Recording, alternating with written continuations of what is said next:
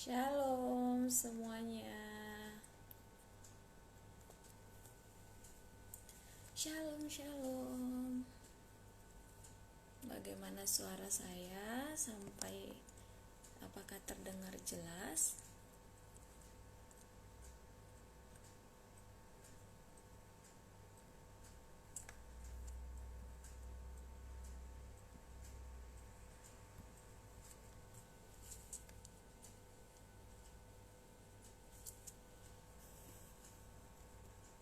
Shalom Miswati, bagaimana suaranya jelas?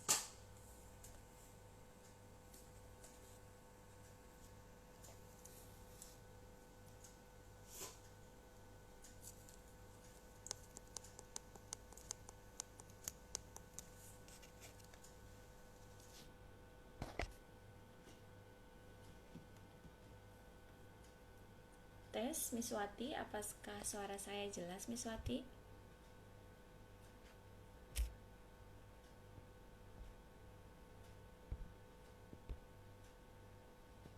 Oke.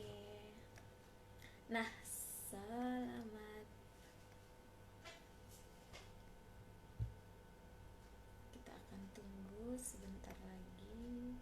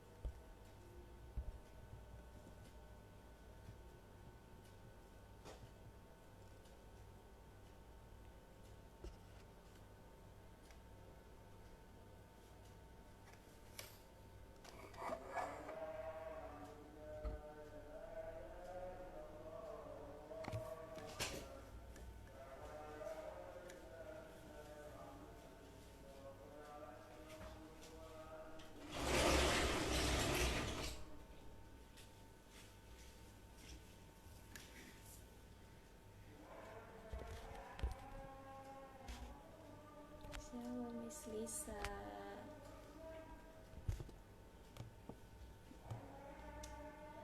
Sembari menunggu Pastor Victor, mungkin kita akan siap-siap juga dulu.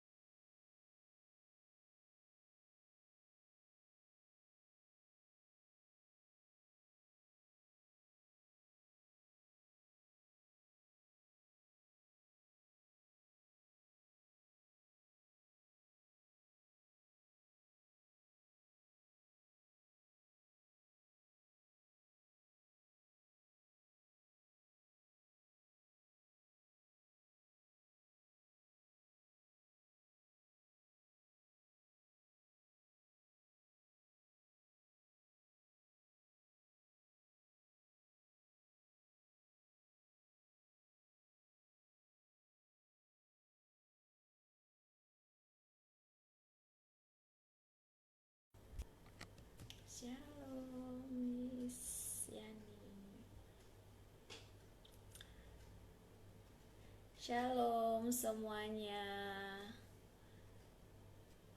Selamat malam untuk semua penonton IG Live malam hari ini. Malam hari ini kita akan bincang-bincang santai dengan Pastor Victor yang sudah uh, para orang tua dan juga penonton lihat. Nah, malam hari ini kita akan ditemani oleh Pastor Victor. Mungkin Pastor Victor sudah join. Kita akan bergabung dengan Pastor Victor malam hari ini.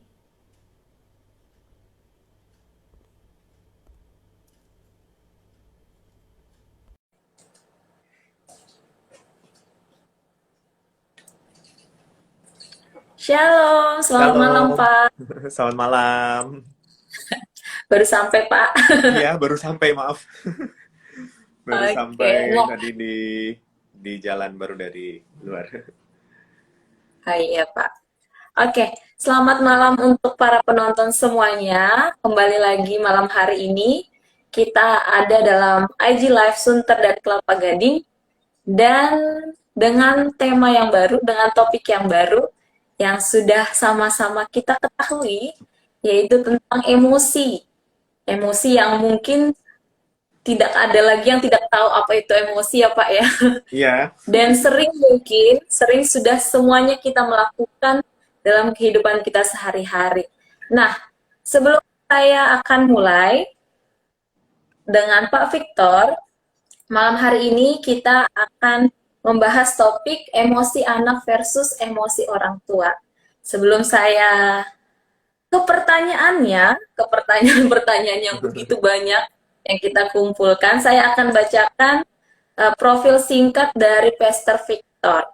Saya akan bacakan Pastor Victor Abraham yang saat ini dikenal sebagai senior pastor GSCC, JHCC, dan SMC. Di mana pada tahun 1997 yang mulai bekerja sebagai salesman dan dinobatkan sebagai the best salesman. Yeah. Dan tahun 2007 sebagai Vice President di International Company dan 2009 melayani sebagai pastor bersama dengan istri Pastor Sylvia. Begitu ya Pak ya. Dan iya. saat ini Pastor juga menjadi gembala jemaat di gereja GSCC, JHCC, dan SMC dan melayani organisasi beberapa gereja baik di Indonesia dan di luar negeri. Melayani penginjilan di berbagai denominasi gereja dan saat ini melayani bersama dengan keluarga. Wow, luar biasa ya Pak ya. Saat ini Kemurahan semua Tuhan. keluarga ikut melayani bersama-sama. Nah, sebelum kita masuk Pak, sebelum kita masuk ke topik pembicaraan malam hari ini, Ya. bagaimana kabar keluarga Pak? Sehat semua? Kabar kami baik semua, puji Tuhan. Kami juga doakan Miss dan guru-guru semua di Happy Holy Kids juga dalam keadaan baik ya, sehat. Juga semua yang bergabung malam ini, kita Iya, bersyukur pada betul Tuhan sekali. untuk anugerah Tuhan. Kiranya percakapan malam ini boleh menjadi berkat buat setiap kita. Amin, betul Pak. Semoga jadi berkat bagi para yang mendengarkan, para penonton malam hari ini ya Pak ya. Ya, amin. Nah, malam hari ini saya Miss Agnes dari Happy Holy Kids Sunter akan menemani para penonton, para audiens bersama dengan Pastor Victor membahas tentang emosi anak versus emosi orang tua. Sebelum saya masuk ke pertanyaan pertama, Pak, Ya, yang menjadi pemikiran saya pribadi dulu ya Pak, sebelum ya. saya bawa pertanyaan. Emosi itu uh, apakah baik atau tidak, atau wajar atau tidak emosi tersebut? Emosi. Kalau manusia kan pasti punya emosi. Jadi kalau nggak ada emosi ya mungkin nggak hidup ya. Cuman bagaimana kita mengendalikannya, kan? Kembali lagi kalau pada firman Tuhan kan penguasaan diri kan, itu yang penting sih. Jadi emosi setiap orang ada, Tapi bagaimana kita bisa mengendalikan emosi itu yang paling penting. Jadi berarti emosi itu wajar ya Pak, bagi setiap orang itu emosi itu pasti ada seperti itu. Iya, wajar. Tapi kita yang harus bisa mengendalikannya. Oke. Nah, pertanyaan yang mungkin sesuai dengan tema kita malam hari ini. Kalau menurut Bapak, langsung Ya, kita tembak ke Bapaknya langsung, ke Pester. Menurut Pester, bagaimana emosi anak yang saat ini? Mungkin ya saat ini yang kita lihat di tengah pandemi yang saat ini yang di rumah, stay at home, atau melakukan pembelajaran jarak jauh, menurut Pester bagaimana? kalau yang saya lihat memang Miss dan semua yang mengikuti malam hari ini, tidak bisa dipungkiri bahwa orang tua kan semua mengasihi anak-anak. Kemudian anak-anak dikasih sekolah, ketika anak-anak di sekolah, kadang-kadang maaf, mereka mungkin salah atau apa, atau sedikit ditegur, orang tua kadang-kadang suka, ada yang marah, ada yang nggak bisa terima. Tapi ketika masa pandemi, anak-anak kan setiap saat dengan orang tua. Cukup banyak yang saya jumpai bahwa emosinya lebih banyak ke orang tua. Jadi orang tuanya yang marah, orang tuanya yang rasanya kok nggak tahan gitu. Dan akhirnya selama pandemi ini terus terang cukup banyak konflik antara orang tua dan anak. Makanya saya berdoa supaya malam ini ya semua saudara-saudara yang mengikuti, kita memang tidak sempurna, kita tidak bisa saling menghakimi juga, tapi kita sama-sama belajar. Kita mau belajar nih bagaimana supaya di masa-masa pandemi di mana orang tua sering ketemu dengan anaknya tapi bisa memanage atau bisa mengendalikan emosi tersebut sehingga hubungan antara orang tua dan anak tetap baik, pelajaran anak tetap makin maju dan orang tua juga penuh damai dan sukacita, kira-kira gitu. Karena memang lebih sulit di masa pandemi, jujur saja, Miss. Lebih banyak konflik. Iya, karena 24 jam, hampir 24 jam ya Pak, nggak ada ketemu satu atap dan menghadapi anak, melakukan Iya. pekerjaan yang lain juga seperti itu ya Pak ya. Karena biasanya Jadi kan kalau bersama-sama. jarang ketemu kan kayak ada kangen gitu kan. Mana nih kok belum pulang Iya benar-benar. sekolah, orang tuanya kerja. Tapi sering ketemu, itulah manusia ya. Sering ketemu, kadang jadi konflik, jarang ketemu, kangen. Nah ini kita perlu memanage-nya, perlu mengendalikannya. Betul sekali Pak. Jadi emosi mungkin yang sekarang ini yang paling hits itu adalah emosi orang tua ya Pak ya. Karena orang tua yang betul-betul mendampingi anak 24 jam di rumah, melayani anak, keluarga juga seperti itu ya Pak. Oke, Iya. nah kalau menurut Bapak, bagaimana ciri atau tanda emosi yang negatif atau yang mungkin seperti yang Bapak bilang tadi, yang tidak bisa mengendalikan itu, yang berpengaruh buruk bagi anak atau berpengaruh buruk bagi orang tua seperti itu Pak? Setiap manusia kan punya masalah. Tidak bisa dipungkiri, semua orang punya beban, semua orang punya masalah, punya persoalan. Nah, yang kemudian menjadi buruk adalah dia tidak bisa memilah gitu. Masalah ini masalah pekerjaan misalnya, atau masalah dengan temannya misalnya, kemudian dibawa ke dalam keluarga. Misalnya orang tua kan bekerja, pasti ada masalah juga dalam pekerjaan, ada beban-beban, ada tanggung jawab. Nah, ini jangan dicampur adukan dengan keluarga, karena ini akan rusak sekali. Nah, tanda-tandanya adalah seperti itu. Kalau ada masalah di luar, sering dibawa ke dalam. Karena begini, mohon maaf nih, orang tua berpikir, kalau di luar, ini kalau bicara di sisi orang tua ya, kalau di luar kan orang nggak bisa mengerti. Jadi mau nggak mau biar misalnya kalau lagi bekerja, menghadapi teman kerja, menghadapi atasan apalagi, menghadapi orang di luar sana kan kita mesti tampil baik nih. Meskipun jengkel, tampil baik. Nah ketika di rumah kan dianggap anak-anak, orang rumah nih bisa mengerti. Mak itu suka dilampiaskan di rumah. Nah harusnya jangan dilakukan seperti itu. Jadi kita mesti bisa memanage orang-orang di rumah, anak-anak kita kan orang-orang yang dekat dengan kita. Kalau kita bisa mengerti orang di luar sana, kita bisa menghargai orang di luar sana, maka kita perlu berdoa, minta sama Tuhan, supaya kita juga bisa menghargai orang-orang yang di rumah, terutama anak-anak, keluarga, kira-kira begitu, Miss. Iya. Jadi harus bisa menempatkan emosinya di mana gitu ya Pak ya. Iya, Jangan misalnya yang orang tua yang bekerja dibawa emosinya ke rumah melampiaskan emosinya dari rumah. Nah, kalau yang sering kita perhatikan, Pak, orang marah kadang suka lupa kalau tempatnya tidak benar gitu.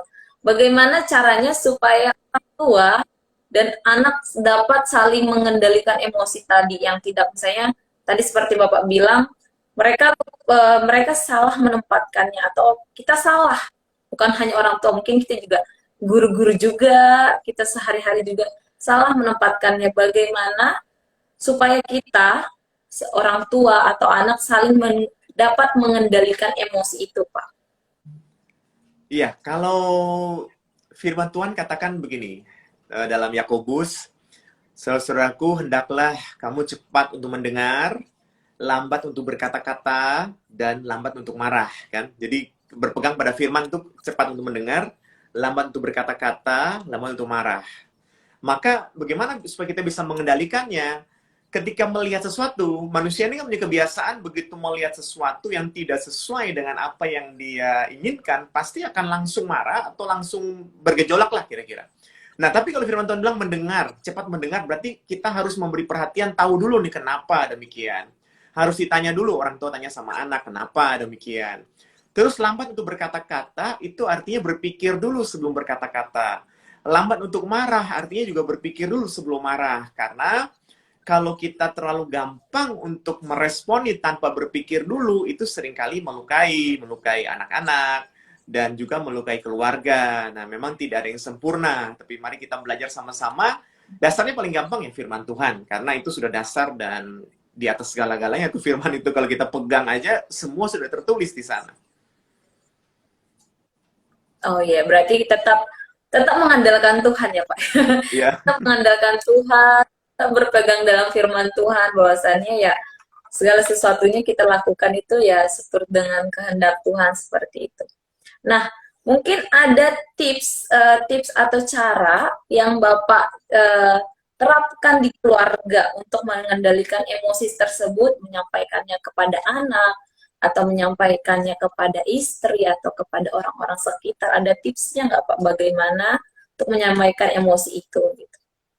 Kalau tips sebagai orang tua, sekali lagi Bapak Ibu semua yang mengikuti, kita sama-sama belajar, saya pun belajar, saya dan istri belajar, tapi kami juga belajar untuk melakukan firman itu seperti ini. Pertama, kalau kami ada masalah, ada persoalan, ada tantangan, kami mencoba untuk berdoa dulu, tenang dulu, jangan langsung hadapi anak. Karena ketika kita sedang dalam masalah, kemudian kita hadapi anak, cenderung paling gampang kan langsung keluarnya itu kan ke anak gitu, karena dianggap ini anak sendiri, dia harus mengerti kan. Jadi kita mesti tahu kalau kita punya kondisi lagi nggak oke ini, mendingan kita tenangin diri dulu. Itu yang pertama.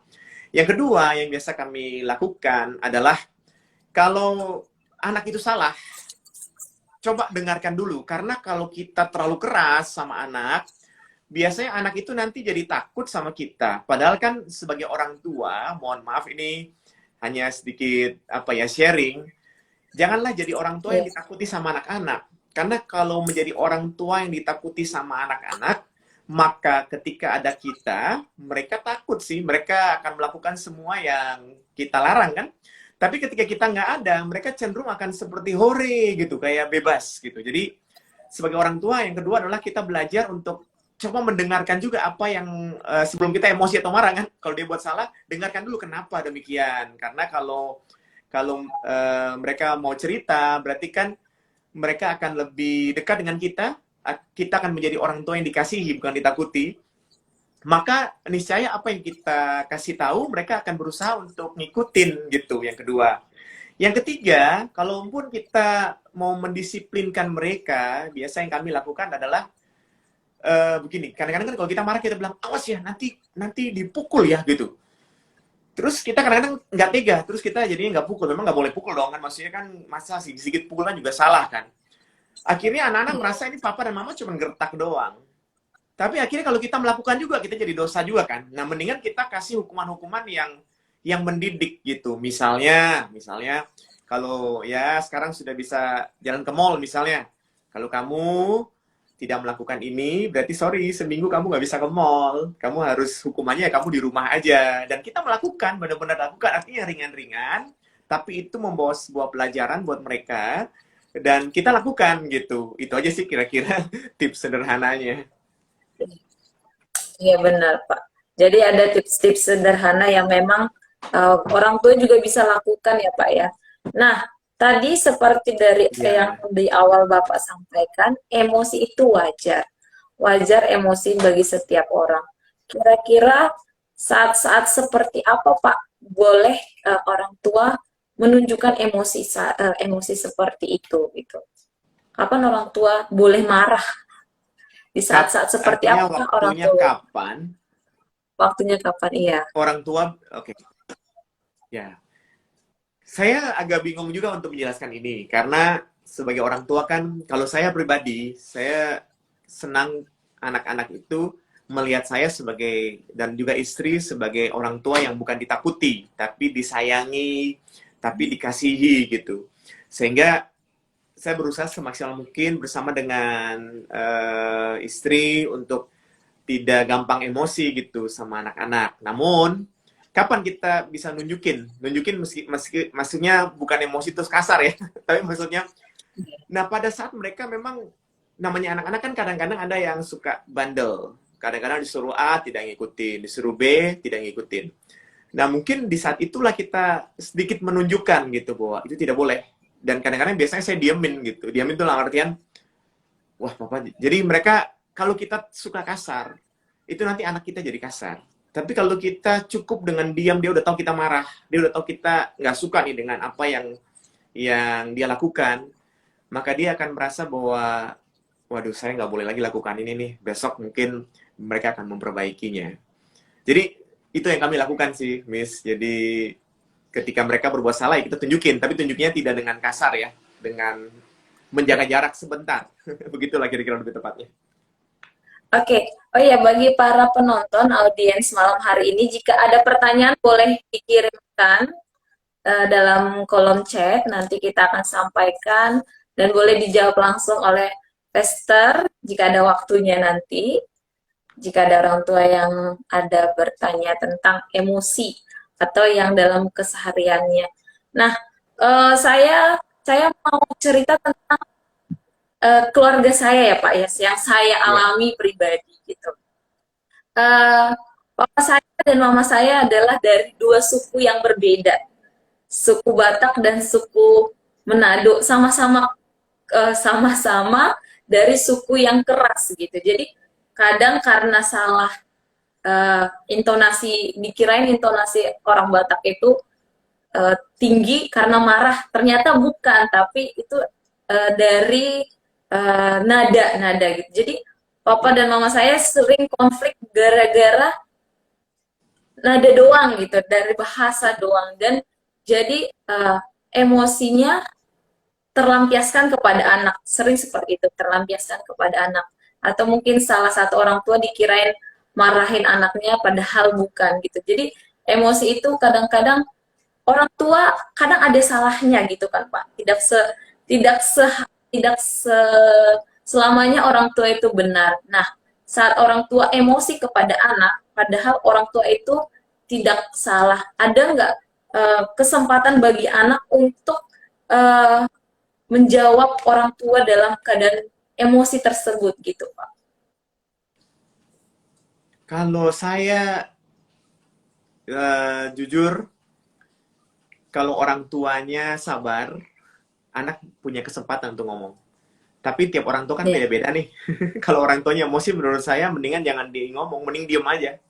Jadi buat iya, anak-anak, kalau lagi, kan kita nggak tahu karakter orang tua kan beda-beda nih. Kalau karakter orang tuanya yang sabar, saya rasa dengan anak bicara baik-baik ketika orang tua sedang marah, terus anaknya baik-baik dengan penuh hormat, papa, mama, maaf ya, boleh nggak aku ngomong? Saya rasa bisa. Tapi kalau tipe orang tuanya yang emosi, jadi jangan diajak ngomong pada saat itu. Ya diem aja, dengerin dulu sampai selesai, sampai rendah dulu, baru dengan baik ajak bicara. Menurut saya sih seperti itu, karena tidak akan bisa kalau karakternya udah emosi itu, ngomong dengan baik makin jadi rasanya gitu. Jadi kembali pada oh karakter iya, orang tuanya, anak mesti tahu karakter orang tuanya seperti apa. oh iya Pak. Nah, kalau dengan kondisi yang pandemi saat ini Pak, mungkin banyak tuh orang tua yang, aduh Miss, saya tidak sabar lagi, apalagi saat ini kita yang dalam pendidikan anak usia dini mungkin ya Pak. Mungkin Bapak juga mendampingi Vivia masih belajar Pak saat ini? Masih? Oh iya, mungkin ada orang tua Lain yang cerita sebagian Vivia dan Visya ya.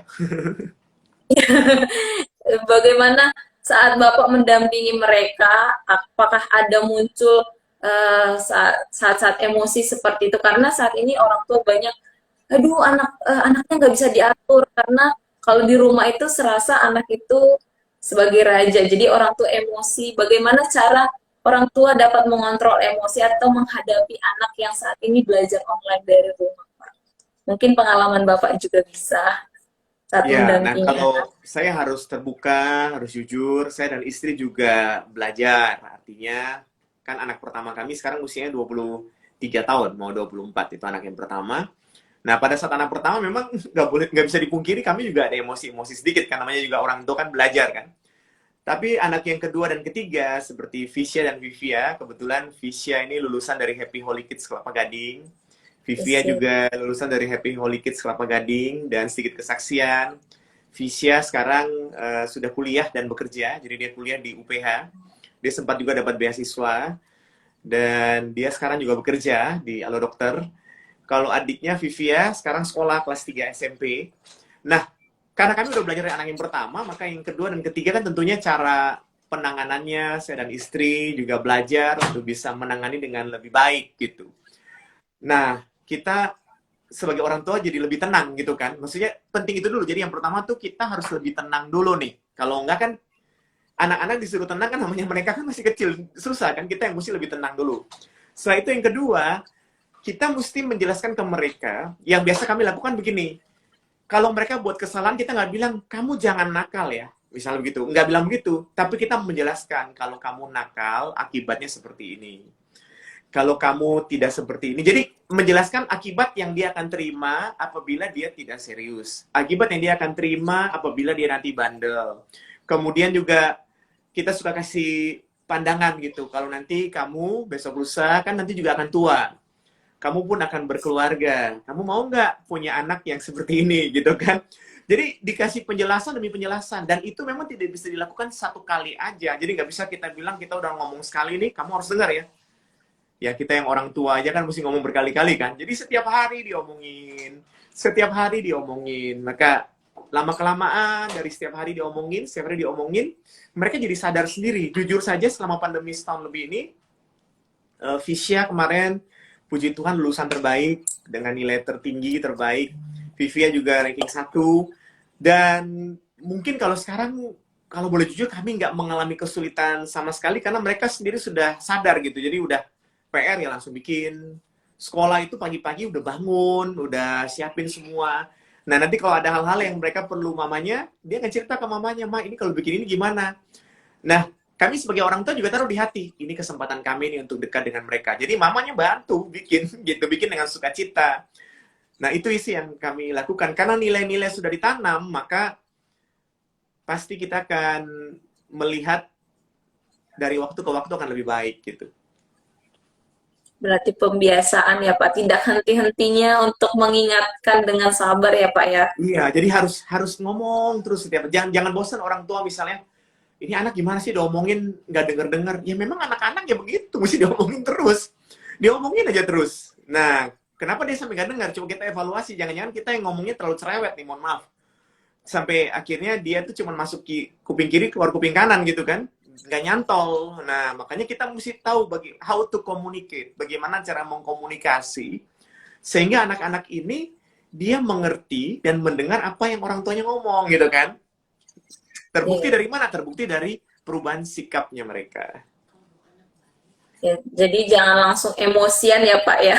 Karena Iya. memang banyak orang tua yang langsung emosi dulu, Kalau emosi kita dulu. tanamkan ini sama anak-anak, tabiat pembentukan dia bertumbuh jadi emosi juga. Jadi dia juga jadi kasar, jadi sembarangan gitu. Tapi kalau kita tanamkan kasih buat mereka, meskipun tidak mudah ya, apalagi kalau lagi bandel-bandelnya dirubah, itu nggak gampang memang.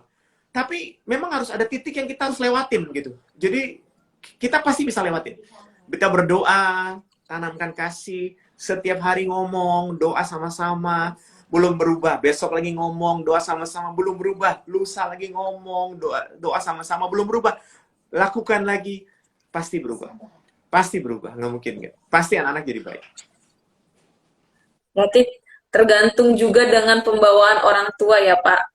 Pembiasaan orang tua mungkin bisa menjadi karakter anak. Kalau orang tua marah-marah, anak juga akan marah-marah, atau Kalau orang tua suami yang istri tidak tiap sabar. hari papa mama marah-marah ribut, mereka udah terbiasa lihat ribut, tabiat mereka ya mungkin jadi kasar juga, keras. Tapi kalau dia lihat papanya ngomong baik, mamanya ngomong baik, kendati dia masih nakal nih, kita tetap ngomong dengan baik. Dengan kuasa Tuhan, dengan anugerah Tuhan, dengan doa, saya percaya dia akan berubah. Dia akan merasa gini, iya ya, kok papa aja sama mama ngomong baik-baik, kok aku sampai jadi seperti ini sih? Gitu. Jadi dia akan berubah gitu. Karena orang tua kadang minta Pembiasaan dari, anaknya berubah, tapi orang tuanya, mohon maaf, nggak berubah, gimana? jadi memang harus ya Pak, dari figur eh, orang tua sebagai teladan mungkin yang akan dilihat anak langsung dari rumah. Ya, orang Iya, tua juga harus berusaha memberi contoh ya Pak ya. Mau anaknya sebagai pendoa, orang tuanya juga berdoa. Anaknya sabar, orang tuanya juga harus sabar. Begitu ya Pak ya.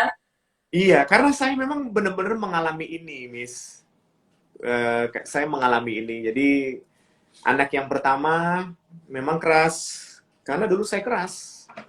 Kemudian ketika saya berubah menjadi lebih, namanya juga orang tua kan, saya nggak usah munafik ya, saya juga belajar, istri saya belajar. Begitu saya berubah menjadi lembut, menjadi baik, anak saya juga jadi lebih baik. Karena itu sudah gimana ya, itu contoh gitu kan, kita nggak mungkin hanya bilang aja, jangan ini, jangan itu, kan anak-anak melihat langsung apa yang kita lakukan kan. Ada contoh cerita lucu nih, Miss, cerita gampangnya begini. Jadi ada papa dan mama duduk sama tamu nih. Tiba-tiba si anak keluar dari kamar pergi ke ruang tamu. Kemudian dia ngambil sesuatu tuh dari laci. Abis dia ngambil, dia tutup laci pakai kaki. Set gitu. Wah, orang tuh malu dong. Ini kok ada tamu, anak kok tutup laci lemari kok pakai kaki gitu kan, nggak sopan kan, Miss. Papanya Iya marah Pak. sama anak. Nak, jangan gitu, kamu kok tutup laci pakai kaki gitu kan. Anaknya karena masih kecil lugu, dia bilang, maaf karena papa biasanya kan tutup pakai kaki laci itu. Jadi dia juga tutup pakai kaki. Gitulah sederhananya. Jadi anak akan meniru ya Pak. Apalagi anak usia dini yang Iya, di rentang usia meniru. iya. Jadi Jadi ya bisa kembali kita ke kita orang tua. karakter karakter yang anak-anak tunjukkan yaitu karakter yang mereka lihat di rumah, mereka hadapi sehari-hari seperti itu ya Pak ya. Iya, jadi sebenarnya dua hal penting. Hal penting yang pertama adalah kalau kita kepengen anak itu seperti apa, maka dia harus lihat keadaan yang kita inginkan itu. Misalnya kalau kita kepengen anak kita nih nggak bandel, kalau ngomongnya lembut, maka dia harus melihat orang tuanya pun kalau ngomongnya baik. Orang tuanya juga, kalau kita kepengen anak kita, maaf, nggak maki-maki gitu, ya orang tuanya juga jangan maki-maki. Pasti akan dilihat kan, itu hal pertama. Hal Iya, kedua, iya. anak-anak nggak bisa terima kata jangan aja, dia kan belum mengerti. Jangan ya, ya maaf, contoh gampangnya begini, kalau kita kemana-mana ada tulisan dilarang merokok, malah merokok orang di situ kan. Jadi artinya susah juga kalau kita cuma bilang jangan ya, jangan nakal ya, jangan ini ya. Ya gimana ya, yang harus kita lakukan bukan bilang jangan, tapi kita jelaskan, nak, papa dan mama doain kamu jadi anak yang baik. Karena kalau anak nakal, tidak bikin tugas, nanti seperti ini, nanti seperti ini. Kalau kamu terbiasa bikin ini, hasilnya seperti ini, contohnya ini. Itulah kira-kira dua hal yang sederhananya.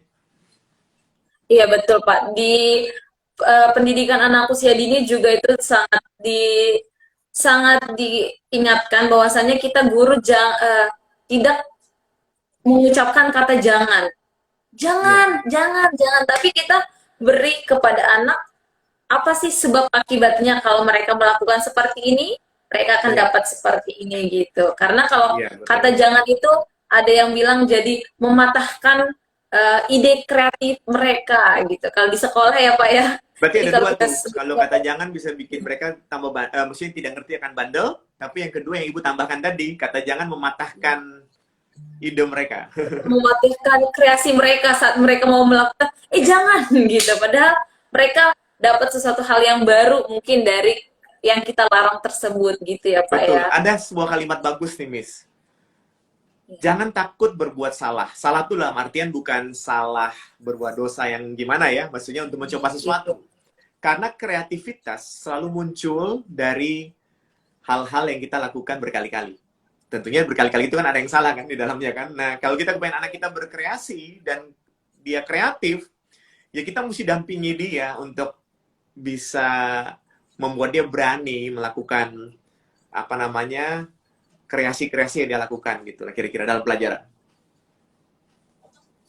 Nah, kembali lagi ke topik marah kita tadi, Pak. Karena tadi kita bilang kalau orang tua marah, mungkin dari marah itu anak juga akan ikut suka marah-marah gitu kan, Pak. Orang tua sabar, anak juga akan sabar. Orang tua pendoa, mungkin anak-anaknya juga akan ikut jadi pendoa. Nah, kalau menurut Bapak, tadi kan marah itu boleh dan jika diperlukan. Bagaimana supaya kita kalau marah itu tidak sampai menyakiti orang yang mendengarkan atau membuat orang membuat orang merasa kepahitan dari amarah kita, dari emosi kita. Karena tadi Bapak bilang emosi itu wajar, tapi bagaimana cara kita menyampaikannya supaya tidak ada menjadi kepahitan atau membuat orang jadi sedih atau bagaimana gitu. Untuk anak ya, berarti ya. Dari Untuk orang tua anak kepada anak dan ya. untuk orang tua ke anak boleh. Jadi sebenarnya kalau kembali kepada firman Tuhan, dikatakan bahwa lambat untuk marah. Itu yang pertama, lambat untuk marah. Firman Tuhan lain berkata bahwa amarah itu tidak berkenan di hadapan Tuhan. Jadi merusak hubungan kita dengan Tuhan. Yang ketiga, amarah itu memperbesar kebodohan. Nah, kalau tiga ini kita pegang, maka kita akan mengerti nih, kalau kita sedang emosi, jauhkan tiga ini. Jadi, kalau lagi emosi, lagi jengkel sama anak atau sama orang lain, lebih baik pertama tenang dulu. Karena tenang itu paling penting. Karena kalau nggak tenang itu, kita akan melakukan hal-hal yang salah. Yang kedua, setelah tenang, berpikir sebelum berkata-kata. Karena kalimat yang kita keluarkan pada saat marah pasti menyakitkan. Kalimat yang dikeluarkan pada saat marah itu pasti menyakitkan. Kan nggak ada orang marah sambil puji Tuhan, shalom gitu kan. Nggak, pasti marah tuh keluarin kalimat yang nggak enak. Jadi yang kedua adalah berpikir dulu sebelum kalimat yang dikeluarkan pada saat marah. Yang ketiga, kalau sempat bisa berdoa kan lebih baik berdoa. Karena almarhum hamba Tuhan senior Billy Graham pernah berkata, ketika kamu tidak bisa berdoa, kamu harus berdoa. Saya sempat bingung apa maksudnya nggak bisa berdoa, harus berdoa. Oh, ternyata maksudnya ada saat-saat di mana manusia itu merasa nggak bisa berdoa. Artinya dia sedang marah, dia mana bisa berdoa pada saat marah kan? Nah, mungkin kita pada saat marah dan nggak bisa berdoa, kita mesti sempatkan untuk berdoa sejenak, meskipun itu dalam hati ataupun sebentar gitu. Tuhan tolong aku supaya aku bisa tenang. Nah, mungkin itu, Miss. Supaya kalimat yang kita keluarkan pada saat marah, atau apapun itu tidak sampai membuat kepahitan, kan? Di hati anak. Iya Tapi ada betul. juga yang sudah terlanjur, gimana nih? Kalau udah terlanjur. Karena pas mendampingi anak gitu kan Pak, gitu. Jadi anaknya langsung ketakutan duluan. Apalagi yang sekarang ini mendampingi anak saat belajar, mungkin tidak sempat untuk berdoa. Misnya suruh, ayo tulis, anaknya nggak nulis gitu. Dia nggak, mamanya nggak sempat berdoa itu Pak, gimana?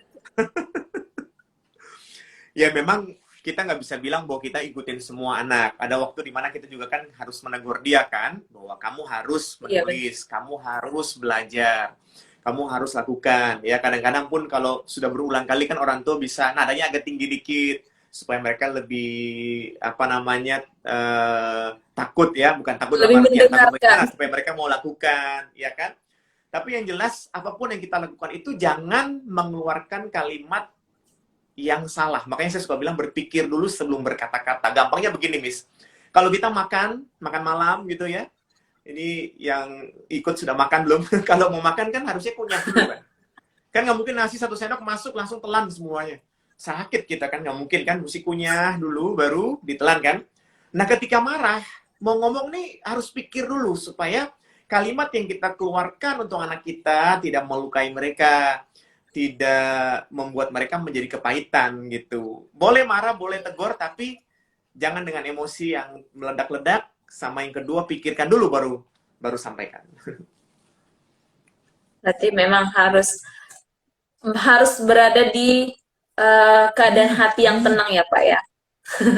Keadaan hati yang tenang Hati untuk juga kadang nggak tenang nih, Miss. Jadi kita yang berusaha menenangkan dirinya.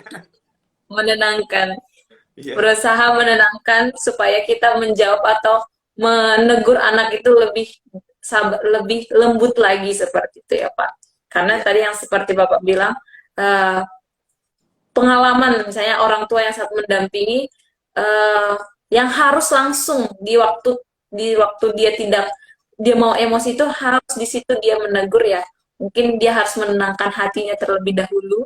Kita semua harus menenangkan hati dahulu baru kita mengucapkan kata-kata teguran yang baik untuk orang, untuk anak-anak yang kita dampingi. Mungkin seperti itu ya Pak iya. ya. Jadi orang tua mesti belajar tahu kapan waktu yang terbaik untuk menyampaikan. Ya kan? Karena kalau kita lagi marah, terus kita hajar aja, sampaikan kadang-kadang kan bahasanya nggak oke. Padahal kan ada orang tua berpikir gini, wah ini justru harus dia lagi tahu nih dia salah nih langsung. Nah mungkin saatnya tidak tepat malah kayak oke. Atau mencari waktu lain ya Pak, mungkin saat mengingatkan, mencari waktu lain untuk menegur kembali kesalahan yang anak-anak buat hari ini gitu. Ya kira-kira itu. Mungkin kebiasaan yang kami lakukan, saya mungkin termasuk yang dibilang cerewet sih ya nggak cerewet, tapi memang setiap malam itu kalau kumpul anak-anak doa kan. Ini pas doa pasti saya akan ngomong, tahu nggak tadi tuh kamu ini jangan lupa ya besok harus lebih baik. Nanti kalau dulu zamannya nganter sekolah, biasanya saya sebelum kerja atau sebelum pergi pelayanan saya sempatin nganter mereka. Nanti sepanjang jalan saya juga ngomongin buat mereka. Jadi ngomong aja terus, mengevaluasi gitu. Kemarin kamu harusnya nggak boleh seperti itu gitu. Jadi dievaluasi setiap saat. Diingatkan, dievaluasi setiap setiap ada waktu ya Pak ya. Tidak Iya, henti-hentinya, tidak di waktu yang bosan-bosannya tepat. orang tua menasehati anak di waktu yang tepat. Nah Pak, untuk pertanyaan bagaimana dari audiens belum ada yang bertanya, mungkin masih menikmati perbincangan kita, Pak. Bisa yang sedang menikmati makan malam mungkin atau lagi kumpul keluarga, lagi santai. Nah, ada pertanyaan juga seperti ini, Pak.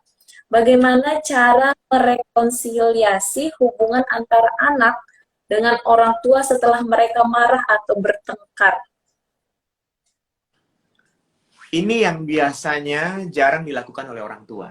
Karena orang tua berpikir sebagai orang tua wajar saja kalau orang tua itu marah. Karena menurut orang tua kan tujuannya baik. Tidak ada orang tua yang tidak sayang sama anak-anaknya. Seringkali seperti itu kan.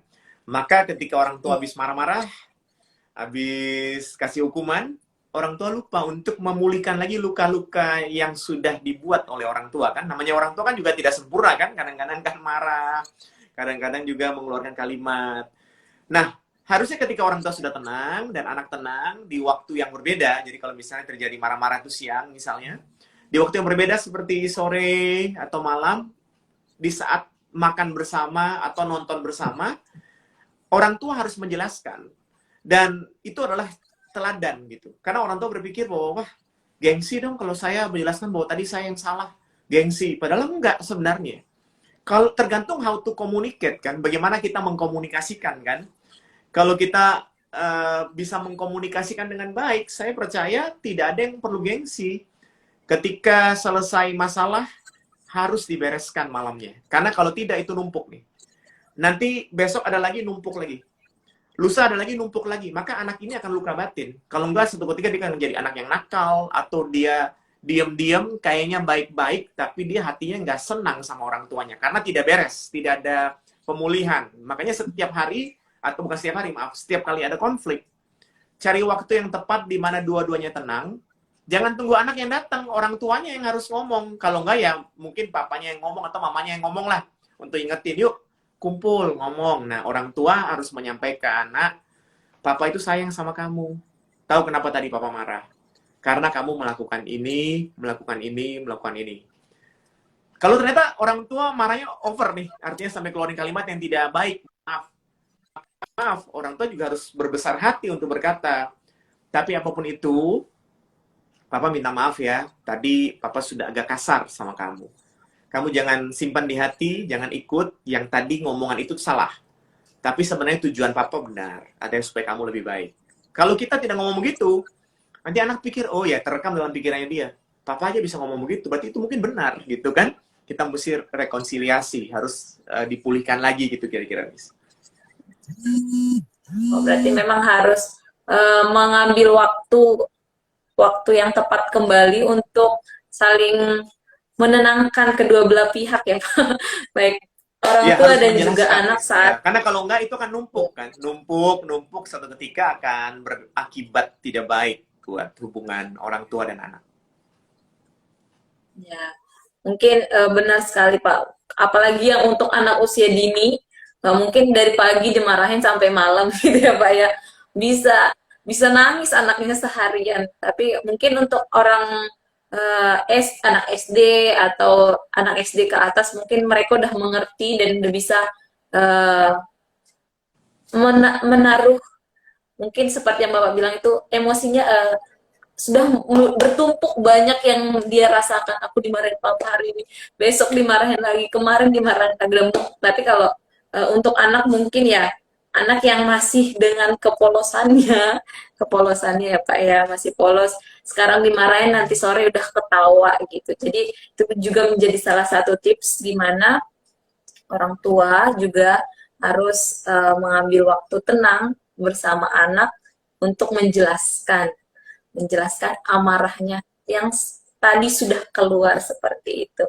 Nah, tidak terasa nih Pak, sudah banyak perbincangan kita tentang emosi dan tips-tips yang harus yang akan orang tua lakukan dalam kesehariannya. Nah, sebagai penutup mungkin Bapak bisa kasih quotes atau uh, sedikit apa ya kata-kata tentang emosi yang bisa uh, menjadi motivasi bagi orang tua, menjadi motivasi bagi orang-orang yang menonton malam hari ini juga Pak. Bagaimana Pak? Tentang Ya. emosi yang kita bahas malam hari ini. Ya, terima kasih. Jadi kalau saya sederhana mengajak semua yang mengikuti ini, baik yang live maupun nanti yang tersimpan nanti di IGTV, untuk kembali lagi back to Bible. Jadi kita dasarnya adalah firman Tuhan. Kan ada difirmankan bahwa orang tua, ya saya sebagai ayah, jangan membangkitkan amarah di hati anak. Tapi ada kalimatnya, didiklah mereka dalam nasihat firman Tuhan. Ya, mungkin ini ayat yang favorit lah, pasti tahu kan. Jadi orang tua tuh kan disuruh didik dengan nasihat firman Tuhan. Itu aja yang dipegang nih. Jadi kalau Bapak Ibu yang ngikutin, mungkin lupa nih, semua kan pasti banyak sekali nih, sudah ngikutin seminar, ngikutin banyak hal. Paling gampangnya ingat satu kalimat ini aja. Firman Tuhan bilang, orang tua didik anak dalam nasihat firman Tuhan. Artinya apa? Pertama, didik bukan nuntut. Ini beda nih antara didik dan nuntut. Biasanya orang tua gimana? Nuntut. Kamu nggak tahu ya? Papa sudah berusaha, mamanya bilang lagi, mama ini mengandung 9 bulan, dan lain sebagainya. Kalau anaknya bilang, aku juga nggak minta dikandung, gimana kan? Susah juga kan? Nah, jadi orang tua selalu nuntut gitu. Ya maaf, tidak semua ya, tidak semua. Tapi kan kadang-kadang kan nuntut. Kamu nggak tahu ya, papa kerja dari pagi sampai malam. Kamu nggak tahu ya, mama sudah begini. Kamu nggak tahu ya, kecil-kecil kamu tuh rewel, nggak bikin orang tua nggak tidur. Itu berarti tidak sesuai firman. Berarti orang tua nuntut. Kan orang tua kan didik. Nah, kalau didik, mungkin boleh nggak ngomong seperti itu? Boleh, tapi dengan kalimat yang berbeda. Kalimatnya begini, nak, mama dan papa tuh sayang banget loh. Kamu tahu nggak, waktu kecil-kecil, papa sama mama nggak tidur loh, karena liatin kamu. Itu didik. Beda ya antara nuntut ya. Kalau tadi kan kalimat yang pertama, kamu nggak tahu ya, kecil-kecil papa dan mama ini sampai susah, nggak tidur, nggak ini, nggak itu nuntut namanya. Kalau didik lain lagi kan. Nah, itu pokoknya itu aja, jangan lupa didik aja. Firman Tuhan aja yang dipegang. Jangan ikut siapa-siapa, tidak ada yang sempurna termasuk saya kan. Kita pegang firman Tuhan. Jadi sebagai orang tua didik aja. Kalau kita kepengen menyampaikan sesuatu pun, sampaikanlah dengan nada yang mendidik sampaikanlah dengan bahasa yang mendidik, bukan menuntut. Itu karena beda tuh antara didik dan menuntut. Yang kedua, didik dalam nasihat firman Tuhan. Betul nggak nasihat firman Tuhan? Jadi bukan nasihat, tahu nggak, papa dulu kalau sekolah kayak gini, itu nasihat papa, itu bukan nasihat firman Tuhan. Beda zaman loh. Beda zaman kan. Wah, mama nggak mau kalah lagi. Mama bilang, mama dulu kalau sekolah begini. Waduh, opa nggak mau kalah lagi. Opa bilang, opa dulu kalau sekolah begini. Anaknya pusing, mau ikut mama sekolah bagaimana, papa sekolah, atau opa sekolah, atau oma sekolah. Padahal firman Tuhan bilang, didik yang pertama, yang kedua, aturannya apa? Firman Tuhan. Jadi sampaikan saja firman Tuhan. Firman Tuhan mengajarkan tentang hal yang baik, maka kamu juga harus jalan dengan baik. Terus kalau memang anaknya malas, bilang firman Tuhan kan bilang, hai pemalas, pergilah kepada semut, perhatikan tingkah laku mereka, misalnya gitu kan. Jadi semua akhirnya bisa masuk, iya ya. Yang mereka lihat adalah value dari firman Tuhan. Yang mereka lihat adalah nilai dari firman Tuhan. Itu dahsyat sekali dampaknya buat mereka. Daripada kita ceritakan pengalaman kita yang kemudian kita banding-bandingkan dengan mereka, malah jadi nggak enak. Itulah kira-kira, maaf. Orang tua mendidik dalam nasihat firman Tuhan ya Pak ya, berdasarkan nasihat firman Tuhan. Iya. Nah, puji Tuhan untuk perbincangan kita malam hari ini Pak tentang emosi anak dan orang tua. Nah, seperti yang saya ikuti agak putus-putus, Miss. Agak putus-putus. Putus-putus ya Pak? Di Miss agak putus-putus. Bagaimana? Suara saya kedengaran Pak?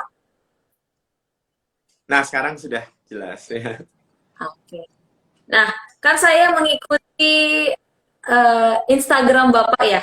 Belakangan ini Bapak banyak men-share tentang topik-topik yang bagus, dan belakangan ini juga Bapak banyak mengirimkan doa untuk orang sakit, doa untuk hubungan. Saya mengikutinya belakangan ini.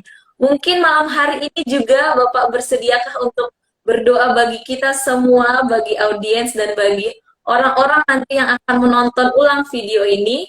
Bapak bersedia berdoa untuk kita semua, baik untuk emosi kita, untuk kesehatan kita juga malam hari ini, untuk semuanya, Pak. Baik, baik. Kita berdoa, Miss? Untuk menutup. Iya, Pak, untuk menutup pertemuan kita malam hari ini. Baik, mari kita satu hati, kita berdoa. Juga Bapak Ibu, saudara-saudari yang mengikuti secara live ataupun mengikuti nanti di video yang ada di IGTV. Mari kita satu hati, kita berdoa. Bapa yang baik, dalam nama Yesus, kami sungguh bersyukur Tuhan. Kalau kami ada sampai hari ini, semua karena anugerah Tuhan. Kami percaya Tuhan, tidak ada segala sesuatu yang terjadi tanpa izin Tuhan. Itu sebabnya kami selalu belajar untuk bersyukur dalam segala keadaan. Karena kami pegang firman-Mu, Engkau mengetahui rancangan apa yang ada padamu mengenai kami. Yaitu rancangan damai sejahtera. Bukan rancangan kecelakaan. Tujuannya adalah memberikan hari depan yang penuh harapan buat setiap kami. Hamba berdoa Tuhan, untuk kami semua, untuk guru-guru, untuk anak-anak-Mu, untuk orang tua yang sama-sama mengikuti video ini Tuhan. Kiranya kami semua diberikan roh kesabaran Tuhan. Ketika kami menghadapi tantangan, masalah, persoalan, Tuhan tolong kami supaya kami boleh tenang, supaya kami boleh sabar. Dan di dalam tenang dan sabar, kiranya Engkau turut bekerja memberikan hikmat-Mu. Sehingga kami boleh melangkah, memutuskan, berkata-kata, semua datang daripada Tuhan. Bapa, kami semua punya banyak kekurangan dan kelemahan. Di dalamnya kadang-kadang kami suka emosi. Kadang-kadang kami suka membawa emosi itu ke dalam keluarga kami. Ampuni kami Tuhan. Dan malam ini hamba berdoa, kiranya Engkau menyertai kami semua. Berikan kepada kami, supaya kami dapat menguasai diri kami. Sehingga ketika kami menghadapi segala sesuatu sesuai dengan firman-Mu, kami cepat untuk mendengar. Ajar kami untuk mendengar Tuhan. Mendengar, melihat masalah persoalan dengan tenang.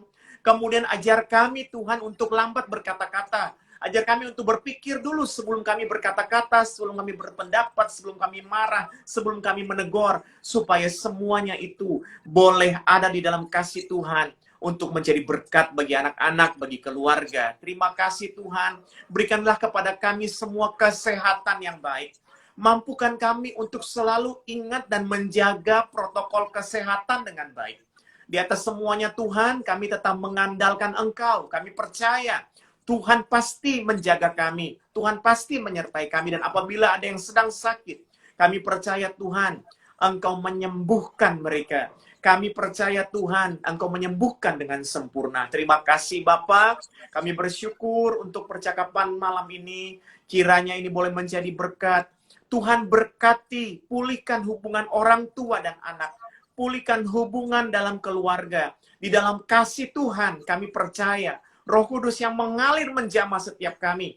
Kami boleh menerima pemulihan malam ini. Dan kami percaya kuasa Tuhan, damai, sejahtera, dan sukacita surgawi ada di dalam hati kami, dalam keluarga kami. Sehingga mulai malam ini, besok, dan seterusnya, anak-anak boleh berprestasi, belajar lebih baik. Orang tua boleh diberikan hikmat, mendidik lebih baik lagi. Guru-guru, Tuhan sertai semuanya Tuhan. Kami percaya, kami punya Tuhan yang luar biasa. Terima kasih Bapa. Kami menyerahkan semua ke dalam tangan kasih-Mu. Dan apa yang belum pernah kami lihat, belum pernah kami dengar, belum timbul dalam hati kami percaya dengan iman. Tuhan sudah sediakan yang terbaik. Kami terima berkat Bapa, Anak, dan Roh Kudus. Di dalam nama Tuhan Yesus Kristus. Kami percaya turun memberkati kami semua saat ini. Sampai Maranatha. Bahkan sampai selama-lamanya. Terpuji namamu Tuhan. Haleluya. Amin. Amin. Amin. Amin. Terima kasih Pak. Terima kasih banyak untuk Terima waktu dan kasih. kesempatan yang Bapak berikan menemani kita Happy Holy Kids Sunter dan Kelapa Gading dalam IG Live malam hari ini. Nah, untuk para penonton audiens juga kita mau informasikan Happy Holy Kids Sunter dan Kelapa Gading membuka pendaftaran siswa baru dan banyak promo-promo menarik. Mungkin Bapak Ibu bisa daftarkan anak yang usia dini di kontak person yang sudah saya sematkan di bawah ini. Kita ada di Sunter dan juga ada di Kelapa Gading. Seperti anak Pak Pastor Victor, ada Vivia dan siapa Visya. tadi Pak satu lagi? Visya Isia yang menjadi salah satu alumni dari Happy Holy Kids Kelapa Gading. Begitu ya Pak ya? Ya. Nah, itu Terima saja kasih untuk semuanya. malam Tuhan hari ini. berkati. Terima kasih Pak. Diberkati semua pelayanan dan pekerjaannya Pak ya. Iya, terima kasih. Kalau saya sebelum tutup, saya harus mengucapkan terima kasih untuk Happy Holy Kids karena anak-anak fondasi pertamanya kan dibentuk di sana. Mereka punya karakter yang baik, dibentuk di sana ya. Ya Tuhan pasti, tapi lewat sekolah ini. Jadi saya mengucap syukur dan terima kasih. Dan bagi yang mungkin anak-anaknya masih playgroup atau TK, rasanya bukan untuk promosi, tapi ya saya sih merasakan itu positif. Ini merupakan salah satu sekolah yang rekomen lah untuk bisa masuk ya. Tuhan berkati. Terima kasih Pak. Terima kasih Pak. Selamat malam. Tuhan Yesus Selamat malam. memberkati. Tuhan berkati.